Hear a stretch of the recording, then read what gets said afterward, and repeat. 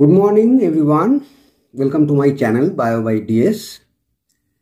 আজকে আমি তোমাদের আরেকটা ইন্টারেস্টিং সেল দেখাতে যাচ্ছি, দ্যাট ইজ অ্যানিমাল সেল।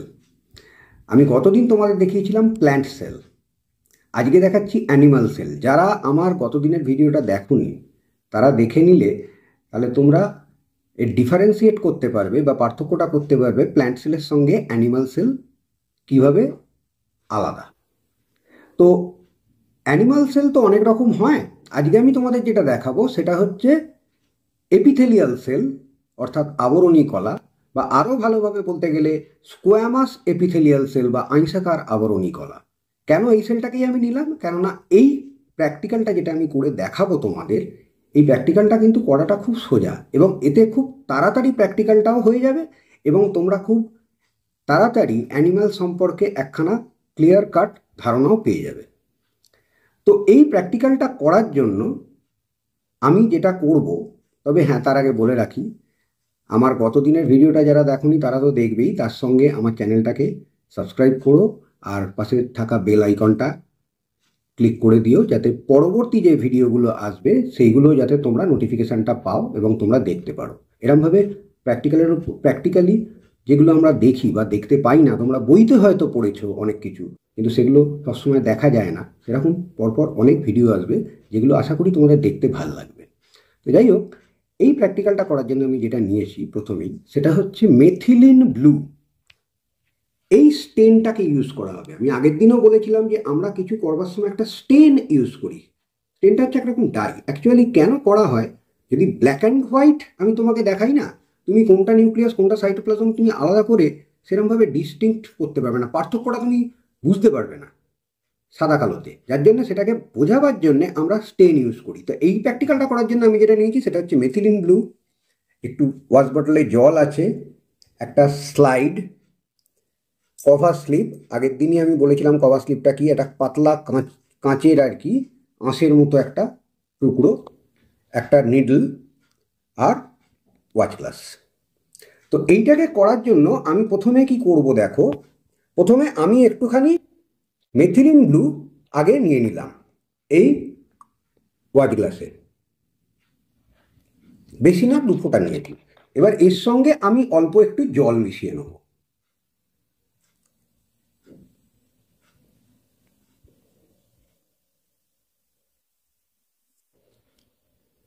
ঠিক আছে, এবারে আমি নিচ্ছি যেটা, সেটা হচ্ছে একটা কভার স্লিপ আমি নিলাম, নিয়ে আমি স্কোয়ামাস এপিথেলিয়ামটা নেবো। কোথা থেকে নেবো না, আমাদের যে ঠোঁটের এই যে ঠোঁটের যে ভেতর দিকটা, এই দিকটা, এইখান থেকে আমরা কভার স্লিপটা নেবো। এই কভার স্লিপ দিয়ে স্কোয়ামাস এপিথেলিয়ামটা নেবো। তো কী করবো, কভার স্লিপ দিয়ে খুব আলতোভাবে চেঁচে নেবো ওইখানটা, একদম ডিপলি না, তাহলে কেটে যেতে পারে। খুব গায়ের জোরে না, জাস্ট আলতোভাবে। দেখো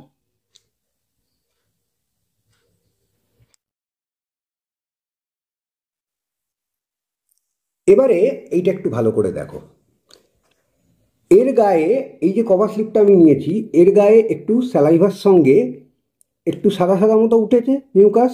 এবার এইটাকে কিচ্ছু করব না, আমি এই নিডলটা দিয়ে এইটাকে জাস্ট পুরো স্লাইড বরাবর একটু স্প্রেড করে নেবো আমি।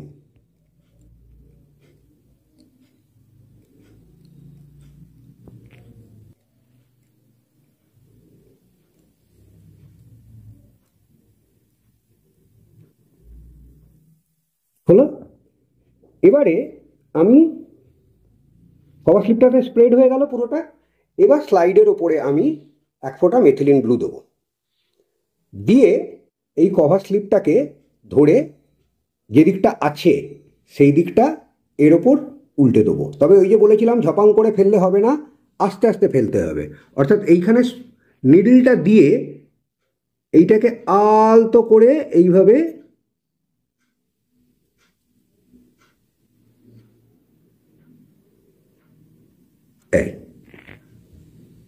হলো।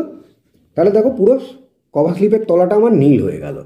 এরম করে আমি ঠিক 1 থেকে 2 মিনিট ওয়েট করব, তার বেশি নয়, তার বেশি দরকারও লাগবে না, কারণ তার মধ্যেই ও জাস্ট টেন নেবার নিয়ে নেবে। এবার চলো আমরা এটাকে মাইক্রোস্কোপে দেখি সেলগুলো কীরকম দেখতে লাগে। তার আগে দেখো তোমরা, আমি মাইক্রোস্কোপে দেখার আগে এই যে এক্সেস স্টেন যেটা আছে সাইড দিয়ে বেরিয়ে আসছে, সেই স্টেনটাকে আমি ব্লটিং পেপারের সাহায্যে কিচ্ছু না আলতো করে এইভাবে টেনে নেবো। একটুখানি কাট করবো, নিয়ে ওই জলটা যেটা গড়িয়ে আসবে স্টেন শুদ্ধ, সেইটাকে আমি আলতো করে এখানে এরমভাবে টেনে নিলাম। তাতে কি হবে, সেলগুলো আরও ভালোভাবে স্লাইডের সঙ্গে ফিক্স হয়ে গেল। এবার আমরা দেখব এইটাকে মাইক্রোস্কোপের তলায়। চলো, এটা তোমরা দেখো আমি লো পাওয়ারে ফোকাস করেছি। লো পাওয়ার বলতে 10x10, অর্থাৎ সেলগুলোকে তোমরা জাস্ট 100 টাইমস বা 100 গুণ বড় করে দেখছো। তাতে দেখো আশপাশে অনেক স্কোয়ামাস এপিথেলিয়াল সেল ছড়িয়ে আছে। তো এইখানে আমার পয়েন্টারের মুখে যে সেল দুটো আছে আমি ফোকাস করেছি, দেখো সেলের কিন্তু কোনো নির্দিষ্ট স্ট্রাকচার নেই, ঠিক আছে? একটা মাছের আঁশের মতো দেখতে, স্কেল অফ ফিশ, তো ওই রকমই দেখতে হয়। এবং মধ্যিখানে দেখো ডিপ ব্লু কালারের নিউক্লিয়াসটা, কিন্তু এর কোনো নির্দিষ্ট সেরকম শেপও নেই এবং বাউন্ডারিও অত ক্লিয়ার নয়। এবার এইটাকেই আমি তোমাদের হাই পাওয়ারে ফোকাস করে দেখাচ্ছি। এবার দেখো আমি হাই পাওয়ারে ফোকাস করেছি। হাই পাওয়ারে সেলগুলো আরেকটু বড় দেখাচ্ছে এবং এইখানে যেটা বললাম তোমরা ভালো করে খেয়াল করে দেখো, এর কিন্তু কোনো ডিস্টিংক্ট শেপ নেই। তোমরা আমার যারা প্ল্যান্ট সেলের ভিডিওটা দেখেছিলে, প্ল্যান্ট সেলের যেমন একটা সুন্দর ব্রিক শেপের একটা শেপ ছিল, ব্রিক শেপ একটা পরিষ্কার সবকটা সেলই ব্রিক শেপড, কেননা তার সেল ওয়াল ছিল। এখানে তো কোনো সেল ওয়াল নেই, এটা মানে সেল মেমব্রেন আছে। এবং সেল মেমব্রেন তোমরা আলাদা করে বুঝতে পারবে না, একটা খালি বাউন্ডারি বুঝতে পারবে। সেল মেমব্রেন তো খুবই পাতলা হয় প্ল্যান্ট মানে সেল ওয়ালের থেকে। প্ল্যান্ট সেলের যেটা সেল ওয়াল থাকে তার থেকে সেল মেমব্রেন খুবই পাতলা, তো যার জন্য তোমরা একটা আলাদা বাউন্ডারি বুঝবে, কিন্তু সেল মেমব্রেনটাকে আলাদা অত ডিস্টিংক্টলি বুঝতে পারবে না। আর মধ্যিখানে দেখো সুন্দর একটা ব্লু কালার নিউক্লিয়াস, আশপাশে অনেক স্কোয়ামাস এপিথেলিয়াম ছড়িয়ে আছে। আমি যদি তোমাদের একটু সরিয়ে দেখাই তাহলে দেখো এই দিকটা দেখো একসঙ্গে কিছু আছে, ঠিক আছে? এইখানে একটা সিঙ্গেল আছে, এই যে আমার পয়েন্টারটার তলাতে যেখানটা আছে একটা সিঙ্গেল স্কোয়ামাস এপিথেলিয়াম আছে। এরকম সারা ফিল্ডটা জুড়েই, পুরো স্লাইডটা জুড়েই এরকম স্কোয়ামাস এপিথেলিয়াম ছড়িয়ে আছে। তো আশা করি তোমরা ভালো করেই দেখতে পেলে এবং বুঝতেও পারলে যে অ্যানিমাল সেলটা কীরকম দেখতে হয়, বিশেষ করে অ্যানিমাল স্কোয়ামাস এপিথেলিয়াল সেল বা আইসাকার আবরণী কলা বলে কীরকম দেখতে হয়। এবং আমার আগের দিনের ভিডিওটা থেকে যদি একবার তোমরা দেখে নাও এক ঝলক, তাহলে তোমরা বুঝতে পারবে প্ল্যান্ট সেলের সঙ্গে অ্যানিমাল সেলের কী ডিফারেন্স। অ্যানিমাল সেলে তো ভ্যাকুওলও সেরকম হয় না, যার জন্যে এর নিউক্লিয়াসটা সাইটোপ্লাজমের মধ্যেই রয়েছে, কিন্তু সেল মেমব্রেন অতটা ডিস্টিংক্ট নয়, খালি বাউন্ডারিটা বোঝা যাচ্ছে, ব্যাস ওইটুকুই। তো আশা করি তোমাদের খুব ভালো করেই আমি প্ল্যান্ট এবং অ্যানিমাল সেল, আগের দিনে প্ল্যান্ট সেল বুঝিয়েছিলাম, আজকে অ্যানিমাল সেল, এই দুটো খুব ভালো করেই বোঝাতে পেরেছি এবং তোমাদের এগুলো দেখে তোমাদের খুব ভালো লেগেছে এটা আমি আশা রাখবো।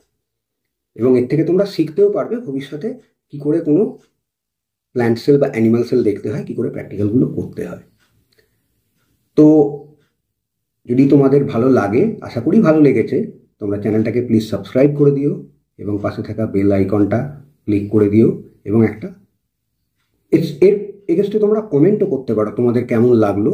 আমার নিচে যে কমেন্ট সেকশন থাকবে সেটাতে তোমরা কমেন্টও করতে পারো। তবে হ্যাঁ, আর একটা জিনিসও বলে দিচ্ছি, যারা আমার এই অ্যানিমাল সেল, এই প্ল্যান্ট সেলের যে ভিডিওটাতে দেখোনি, আমার এই ভিডিওর নিচে ডেসক্রিপশন বক্সে প্ল্যান্ট সেলের ভিডিওরও ডেসক্রিপশনটা দেওয়া থাকবে, মানে তার লিঙ্কটা দেওয়া থাকবে।